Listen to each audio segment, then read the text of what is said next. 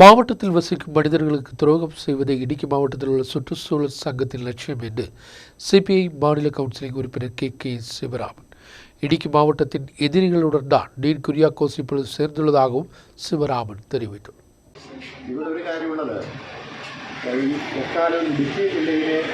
മനുഷ്യരെ ദ്രോഹിക്കുന്ന നടപടികളുമായിട്ടാണ് പരിസ്ഥിതി സംഘടനകൾ മുമ്പോട്ട് പോകുന്നത്. യഥാർത്ഥത്തിൽ പരിസ്ഥിതി സംരക്ഷണമല്ല, മനുഷ്യരെ തകർക്കുക എന്നുള്ളതാണ് ഈ സംഘടനകൾ ലക്ഷ്യം വയ്ക്കുന്നതെന്ന് വേണം കരുതാൻ. അവരാരോടാണ് അത്തരം വാങ്ങിയിരിക്കുന്നത് അറിഞ്ഞില്ല.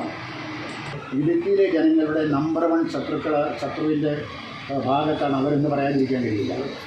അവരോടൊപ്പം ചേരുന്ന സമീപനമാണ് ഇടുക്കിയിലെ എംപിയും സ്വീകരിച്ചിരിക്കുന്നത്. അദ്ദേഹത്തിൻ്റെ പ്രസ്താവന ഞാൻ വായിക്കുന്നുണ്ട്.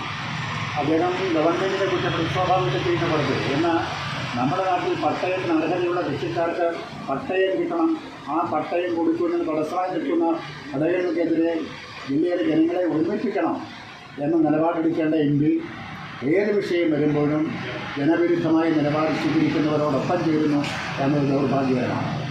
ഈ വിഷയം ഗവൺമെൻറ് അടിയന്തരമായിട്ട് ഇടപെട്ട് ഇപ്പോൾ കോടതിയിൽ ഉണ്ടായിരിക്കുന്ന തടസ്സം മാറ്റിയെടുക്കുന്നതിനുള്ള അടിയന്തര നടപടികളിലേക്ക് ഗവൺമെൻറ് പോവുകയും ചെയ്യും.